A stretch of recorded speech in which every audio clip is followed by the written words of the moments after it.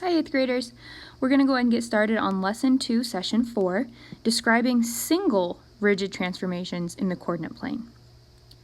Juan draws triangle A in the coordinate plane. He uses a single transformation to form triangle A prime. What single transformation did Juan use? Okay, so that means single transformation just means it didn't slide and then rotate. There's just one thing that happens. Now, you guys are so good at this. I don't know why they gave us all this, paper. Oh, I guess you know what? There could be a different transformation. Oh, this is so tough. Okay, obviously what happened is it reflected across, sorry, only one C for across. And the line of reflection is actually the y-axis. So I'm going to say it reflected across the y-axis. Okay, but hold up. There's also something else that could have happened, right? Oops, sorry. There's also something else that could have happened. Could I, since they're all 2 by 2 and then there's a hypotenuse, couldn't this have also rotated across a 90-degree clockwise turn? Okay, counterclockwise it would be a little too much, but I could also say that it happened counterclockwise 90 degrees. Wouldn't you be able to say that? So maybe there is a 90 degrees counterclockwise turn. Or we don't say turn, we say rotation. Okay? And what would be the center of rotation? Probably the origin, I would say, if it just like rotated all the way across. Okay, all right, that was easy. Let's go to the next page. So now they're going to explain it. So the model, it says, you can reflect the figure across an x-axis, across an axis. If you reflect triangle A across the x-axis, you can map the figure into image A prime, which they did. We see that, right? Here's the axis that they flipped it across. Now look at the example over here on Model It, where they show that it was rotated. And now I love this because you can actually see that it rotated 90 degrees, not 180. So if you look at these circles, do you see how they put this little 90-degree corner in there? They're showing that from point A, right, or this point right here, it rotated only 90 degrees, just from here to here. Okay, if it was 180 degrees, the new point would be over here, and it would be kind of like this. Okay, so that's how I know it was 90 degrees, is because they have this nice little model. I love that. Okay. Use the problems from the previous page to help us understand how to describe rigid transformations in the coordinate plane. Look at both of the model-its over here. Why is it impossible to tell whether Juan used a reflection or a rotation? Well, because both the reflection and the rotation, they land in the same places, right? That's just what we're going to say.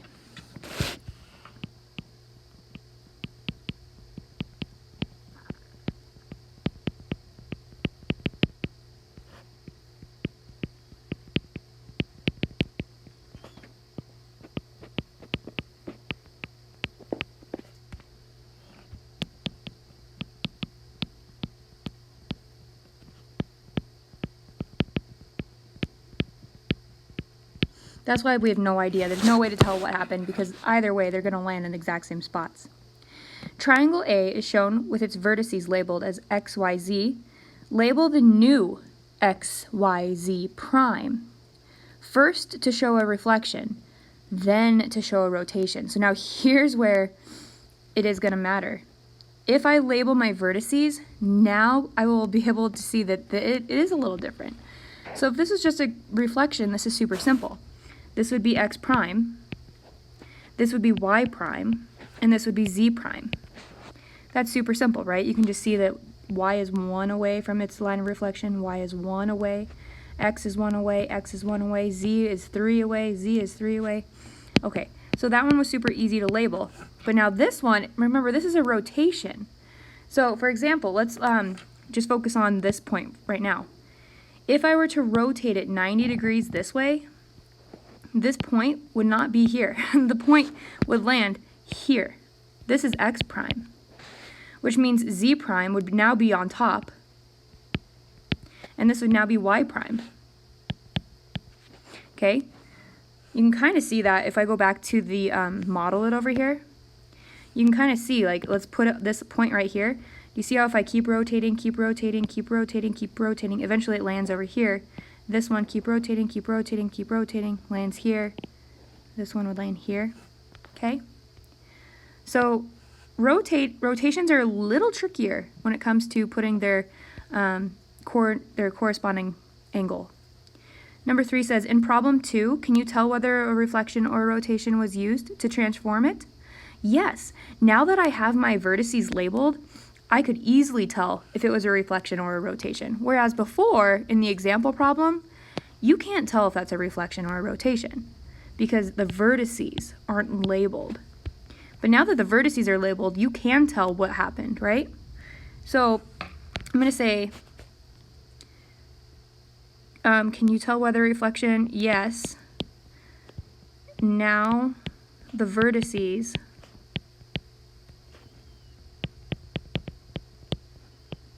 are labeled. Okay, number 4 says, how do labeled vertices help us identify? Well, we can kind of match them up, right? So if it was a reflection, we can match them up, and if it's a rotation, we can see how it turned, okay?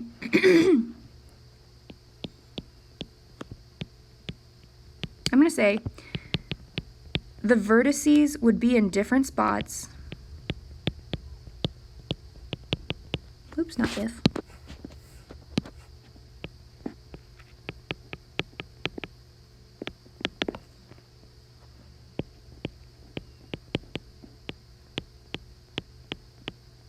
Depending on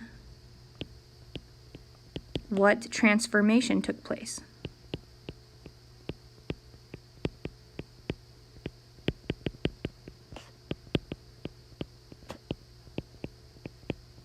Okay? Think about all the models and strategies we have discussed today. Describe how one of them helped you better understand how to solve the try it problem. I'm going to say this definitely helped. I loved seeing the 90-degree corner and seeing that it did rotate 90 degrees. When you reflect things, I feel like that's so simple. Like, you don't really need this model it problem to help you know how to reflect. So I'm going to say the model it problem with the rotation helped me the most because it was easy to see the 90-degree rotation. You guys can write that in on number 5, and you can pause the video, and I'm going to go on to number 6.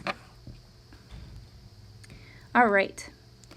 Number 6 says, Brett and Sophia each perform a single transformation on figure JKLM to form JKLM prime. Brett translates figure JKLM 4 units up.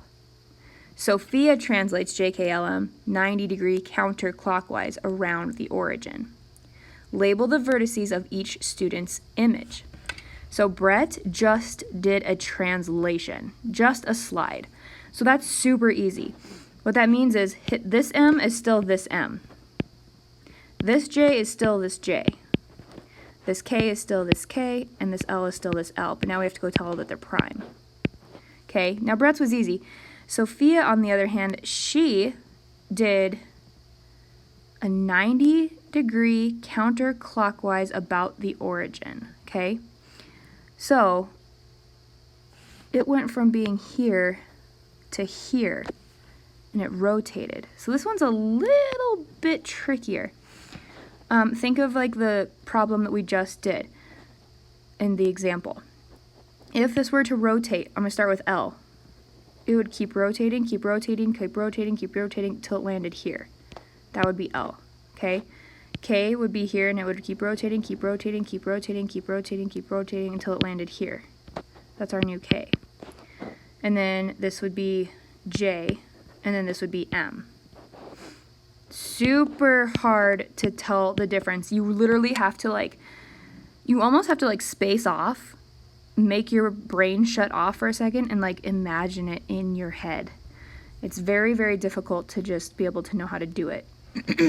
But that is how we would do it. Label the vertices of each student's image, which we did.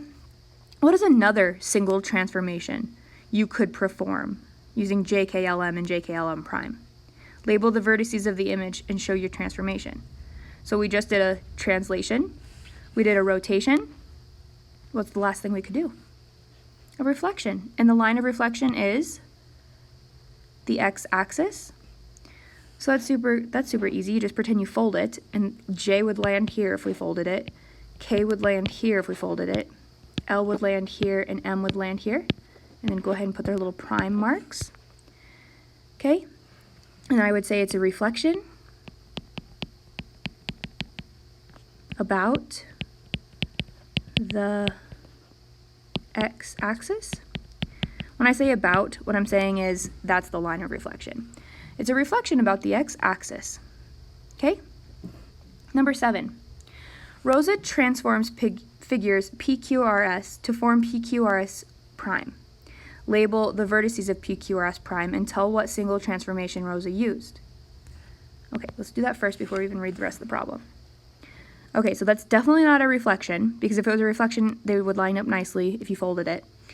If I were to rotate this all the way around, I don't think those things would land in those same spots. So to me, it looks just like a translation. So this would be P, Q, R prime, and S prime. Okay. So tell what single transformation she did. So it was a translation. Okay. And what did she do? She translated it how many units to the left.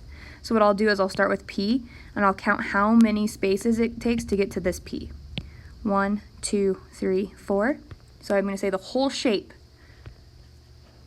A translation 4 units to the left. Okay, now I'm going to read the rest of the question. Is there another single transformation we could perform on figure PQRS that would cause you to label the vertices differently? I don't think so, you guys. If I were to rotate that, it would not land on top of that shape. And if I were to reflect it, it would not land. So I'm going to say this is the only transformation you could do. Okay, number 8. Andre transforms figure ABCDEF to make ABCDF prime. What single transformation did he use, and how do you know?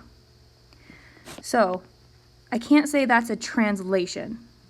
The reason why I can't say that's a translation is because if I were to move this figure over to the other one, sure, it would match up just fine, but what would happen is A, B, C, D, E, and F would not land on their new spots. Let me show you that. I'll take it and I'll just lasso it, and I'm going to move it. Watch. Do you see how they do not land in the correct spots at all? A should be where A is, B should be where B is. So that's not a slide, okay? But what it does look like to me is a reflection. If I were to reflect right here, then you could say that A would line up with A, B would line up with B if I were to fold it, okay? So I'm going to say it's a reflection, and I can tell because the vertices would line up after you folded it.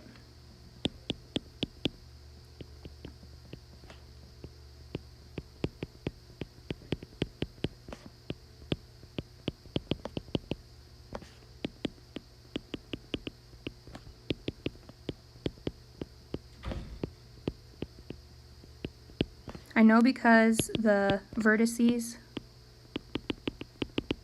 would line up when you fold it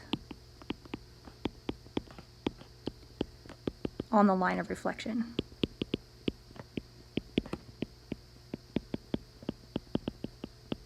Okay.